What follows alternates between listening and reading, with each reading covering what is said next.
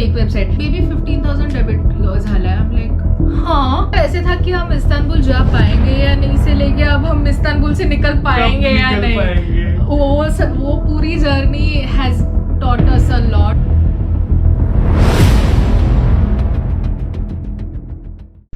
So yes.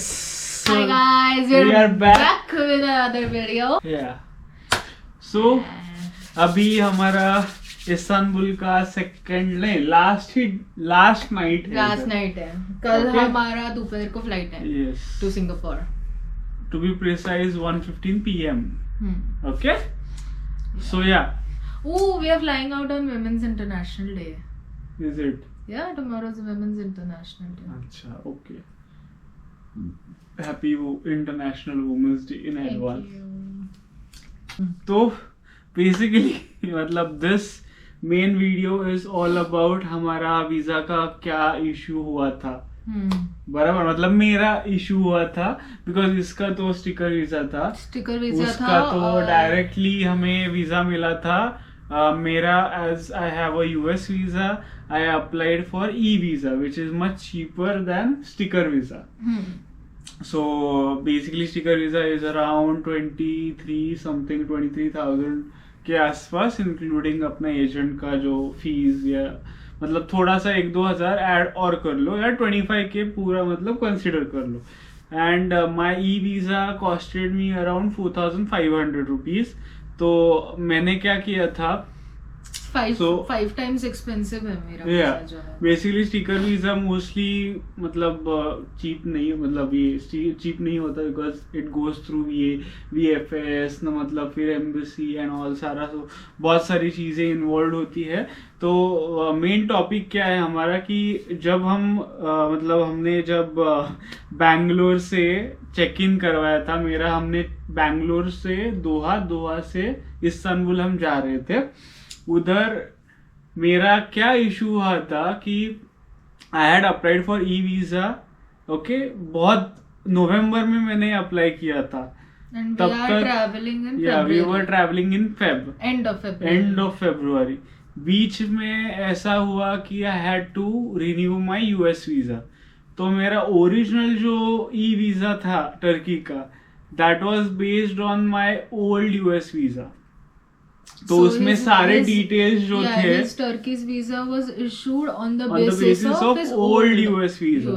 And my agent, मतलब मुझे भी यही डाउट था कि अगर कुछ मतलब गड़बड़ हो जाए तो क्या. हाँ, तो basically I was advised that you should carry both the passports.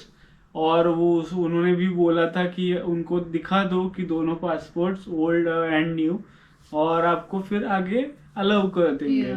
But basically I had researched a lot on this. So और he मेरा renewed his passport. So in Jan I renewed it. 10 साल का passport होता है उसका expire. 10 साल का visa होता है. हाँ सॉरी, 10 साल का वीजा होता है यूएस का. वो एक्सपायर हो गया और फिर उसको रिन्यू करना पड़ा उसको. ठीक है, तो उसने अभी रिन्यू किया है जो अगले 10 साल तक रहेगा. पर जो टर्की का वीजा था that was issued on last 10 years का जो उसके पास यूएस का वीजा था. Now he has a newer US visa which is not linked to his Turkey visa. Right. So वो मिसमैच था. तो उसके जो टर्की के वीजा पे यूएस का ओल्ड नंबर रेफरेंस लिखा था. तो मतलब मैंने बहुत सारा रिसर्च किया था. इवन ChatGPT को पूछा था. हमारे एजेंट ने भी कहा था it will be fine, you can just take your older visa with you or US visa with you and it will be fine. और मुझे इसी बात का डर था कि अगर मतलब चेक इन के टाइम ही ऐसा इशू आएगा कि वो लोग बोलेंगे कि नहीं, we won't be able to allow you. And जो मतलब टेंशन था वही हुआ. जो मेन इशू था वही हुआ कि चेक इन जो कतार एयरवेज है, मतलब obviously they have to check all these details and they thoroughly check it. Because क्या होता है, अगर इन केस आगे उन्होंने भेजा मतलब उनको एक फाइन तो लगता ही है इमिग्रेशन के यहाँ, क्योंकि वो उनको फिर से भेजना पड़ता है. What is trying to say is कि इंडिया में जो कतार एयरलाइंस के एग्जीक्यूटिव्स होते हैं, they have the responsibility to check all of your documents. if your documents are not cleared, including visa, if you go to Turkey and they reject over there, your entry has been rejected. Turkey will deport you back to India. अब वो wrong impression पड़ता है पहली बात आगे तो जाके. हमारे मतलब पासपोर्ट पे वो लिख जाता है कि you've been deported. दूसरा बात कतार के एयरवेज को और फाइन लग सबको फाइन लग जाता है कि how could you do this and why didn't you check it? So what they do is take precautions and be like, देखो हम नहीं भेज सकते क्योंकि वहां पे जाके अगर रिजेक्ट हुआ तो दिक्कत हमको होगी. So उन्होंने वहीं पे हमें रोका और बोला, और वो हमारा बिजनेस क्लास का टिकट था. I was like shit and उसका उस दिन बर्थडे था, मतलब it was like 2 hours remaining for your birthday. Your birthday was, it started, it was midnight. Our flight was boarding at 3. Basically the takeoff was scheduled at 3:50 and we basically went at 12 o'clock. 12 so मतलब nearly. उस दिन हम जल्दी गए, मतलब हर बार मैं जल्दी ही जाता हूँ, and this time it helped us a lot. मतलब उधर ही मुझे बोला आप नया वीजा लेके आओ. तो क्या हुआ अगर टर्किश वीजा नहीं होता ना तो बाकी और कोई वीजा होता तो वो उसी दिन नहीं होता. Turkish visa is very easy. उधर हमको सिर्फ अपने डिटेल्स फिल करने पड़ते और उसमें भी मतलब दिक्कत आया. उसमें भी क्या हुआ कि बहुत सारे ऐसे फेक वेबसाइट्स है. ओके, इतना रश हो रहा था हमारे. So basically it was his birthday. We were flying business class. We paid a lot of money for this trip. सारे पॉइंट्स खर्च हो चुके थे, सारे फ्लाइट्स के टिकट्स बुक थे, होटल बुक था, सब कुछ बुक था. इवन जो साइट विजिट्स थे 2-3 बुक हमने करके रखे थे. तो ऐसे था कि यार आज के दिन बर्थडे खराब नहीं करना है, क्योंकि अगले दिन का फ्लाइट रिस्केड्यूल करना पड़ता अगर दूसरा कुछ वीजा होता तो. बट हम देखे ठीक है अभी टर्की का वीजा आ जाएगा और आज का दिन मतलब मेन क्या था, वो बोले कि 20 मिनट में हो जाएगा. इसलिए वी वर लाइक ओके हो जाएगा. बट तो उसने गूगल किया कि टर्की वीजा ऑनलाइन एप्लीकेशन वाला, ठीक है. And the moment he googled it there were like 3-4 fake sites और नीचे किधर तो असली वाला साइट था. तो obviously what you do is when you're in a panic situation you tend to click on first thing you see. So उसने click किया, वो सारे डिटेल्स फिल किए, पेमेंट पे गया, पेमेंट हो गया. नहीं स्टार्टिंग में बेसिकली क्या हुआ है कि I have put a limit. Card का लिमिट पुट हुआ है because there are so many fraudulent cases going on. So मैंने क्या किया 10,000 का लिमिट पुट किया है. तो स्टार्टिंग में तो हुआ ही नहीं. फिर मैंने चेंज किया, फिर भी नहीं हुआ because it was charging 171 USD and उधर तो वो 50 USD दिखा रहा था बट 171 चार्ज कर रहा था. और उसको वो भी समझ में नहीं आ रहा था कि ये दिखा 50 USD रहा है और फिर OTP के वक्त या फिर जो भी कंफर्मेशन के वक्त नहीं वो OTP नहीं पूछ रहा था, डायरेक्ट वो डेबिट करने के लिए. और हमारा वो एक्सिस का एक बार डेबिट हुआ बट एक्सिस इतना मतलब ऑसम है, बहुत अच्छा है. 2 बार they have helped us and the they have cases 3 times और बेसिकली उन्होंने वो 171 USD डेबिट हुआ. ओके बिकॉज मैंने चेंजेस किए तो 171 डेबिट हुआ. बट उनका जो एक सेल मतलब एक वेबसाइट मतलब उनका मॉनिटरिंग सेल होता है regarding this credit card fraudulent transactions. तो उन्होंने 3 बार कॉल किया बट वी वर लाइक नहीं अभी नहीं उठाते because we need to take the visa. Visa करके फिर लाउंज में जाके बात करेंगे. पर they were calling us non stop. So we decided to उसने कर दिया कि उसने पिक किया कि और बाद में मैंने उसके मोबाइल से देखा वो गवर्नमेंट वेबसाइट पे लिखा है कि please be aware of the fraud. And मैं फोन पे इसके फोन से मैं बात कर रही हूँ एक्सेस से और ये मेरे फोन से ऑफिशियल वेबसाइट पे चेक करा. एंड ही सेड नहीं baby it's a fake website. And I said yes it has not done by us, the transaction has not done by us, please cancel it and block our card. They immediately block the card. और यहाँ पे फिर authentic site पे हमने visa का process कर दिया. Yes तो तुरंत हमें वो 5 मिनट में आ गया. मतलब we just and we did cross check again. मतलब हर बार 10 बार चेक किया. मैंने भरा वो सारे डिटेल्स, फिर से उसको दिखाया, रिपीट किया हमने 2-3 बार सारे नंबर. हमने वो एक्चुअली फिल किया था 2-3 बार on the fake website. as it was a fake website, वो आगे ही नहीं जा रहा था. It just wanted redirected to yeah, payment करो बस ऐसा ही. वो आगे ही नहीं जा रहा था. और उन्होंने और लालच दिया था कि if you want तुरंत तो you have to pay more 50 USD. ऐसा कुछ था. नहीं पहले क्या था, मतलब आपको अगर 1-2 दिन में चाहिए तो 15 USD है. फिर अगर एक 12 घंटे में चाहिए तो कुछ और अगर तुरंत 1 hour चाहिए में 1 hour में चाहिए तो $50 था. लाइक कि 5,000 कुछ नहीं. And I calculated in my, like I have this habit of doing conversions in my head. ठीक है, so USD to INR I converted आज लेके 5,000 ही हो रहा था, बट वो चार्ज वो 171 USD कर. And he is like baby 15,000 debit झाला. आई एम लाइक हाँ, they are charging 5,000, how the 15,000, so वो समझ गया कि like this is a fraudulent. और फिर बाद में एक्चुअल वेबसाइट पे गए, 50 USD डेबिट हुआ. वो प्रॉपर और 5 मिनट में आ गया वीजा. वैसे मतलब अगर ये मतलब टाइम पे नहीं होता ना तो I would have blamed my self कि 4,500 को सेव करने के लिए मैंने इतने दाव पे लगाए पैसे. और ऊपर से और एक दिक्कत आता अगर इसका US वीजा नहीं होता, because he had US visa, तो we had the privilege to book it on site और अप्लाई फॉर द ई-वीजा. अगर ऐसा कुछ होता, अगर आपके पास US का वीजा ही नहीं है तो फिर आपको 5 मिनट में नहीं मिलेगा. मतलब टर्की का वीजा ऐसे, because he had US visa, इसलिए उसको जल्दी मिला. मतलब मुझे नहीं मिलता वो, because I do not have a US visa, right? And वो सिर्फ we have to add the details.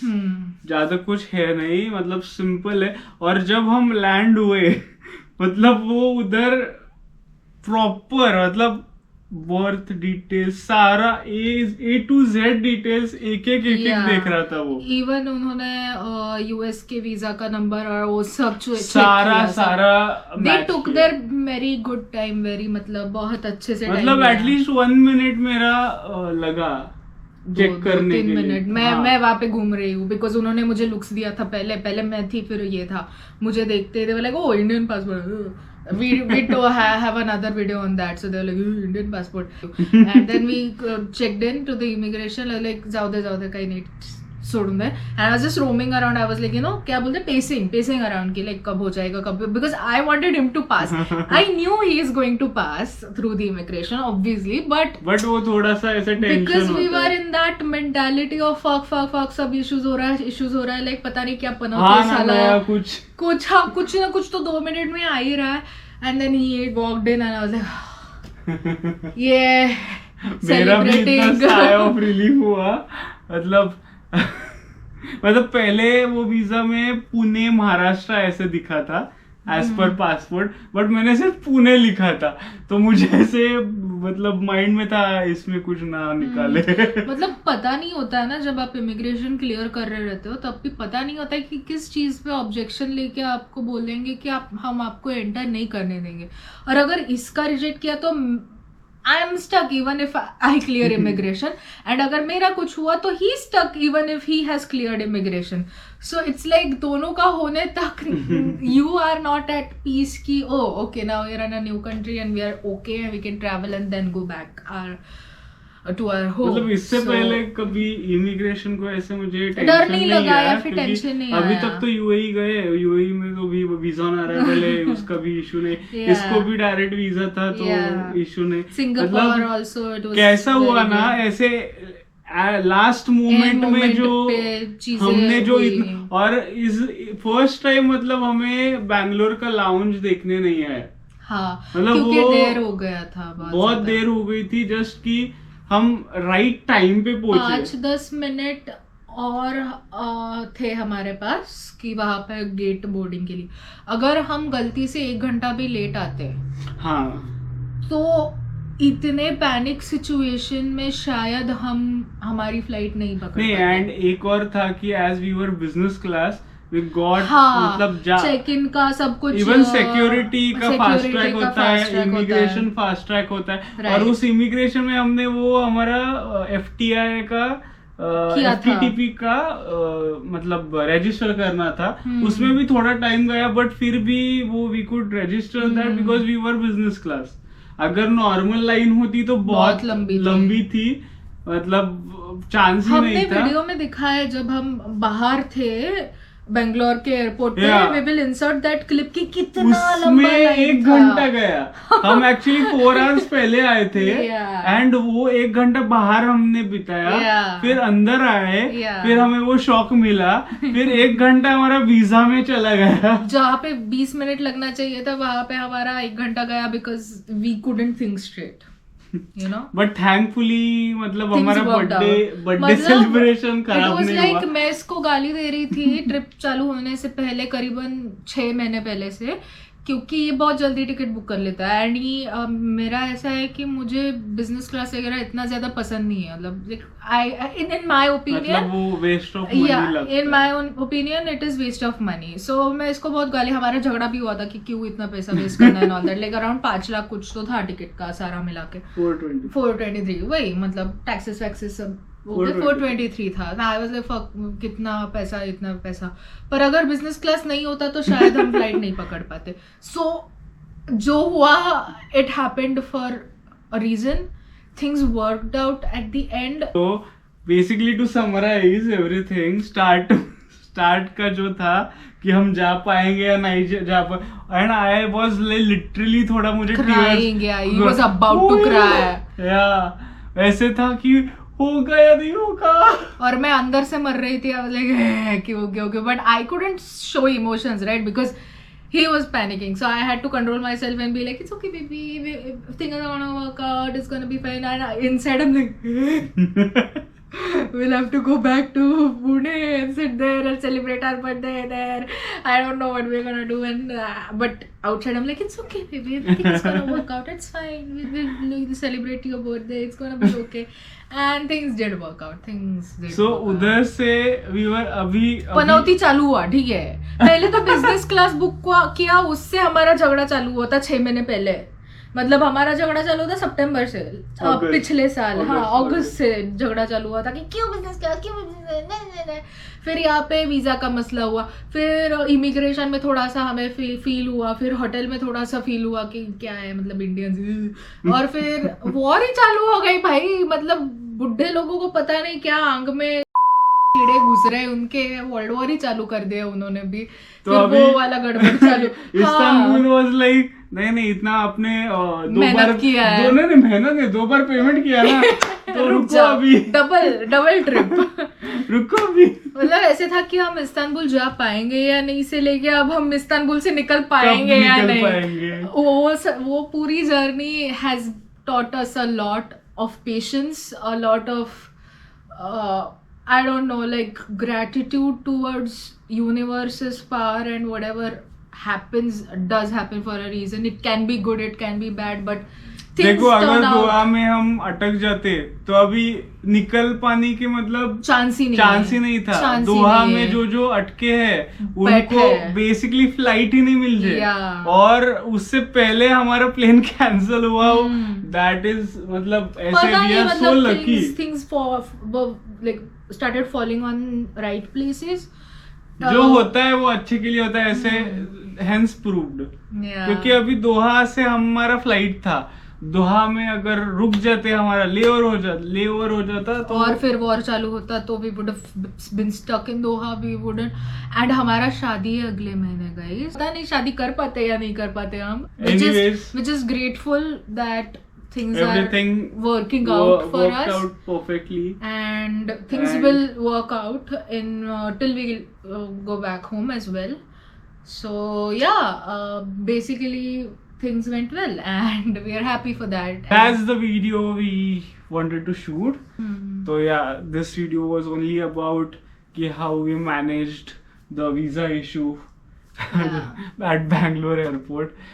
So yeah, chalo, bye, meet you soon in the next video.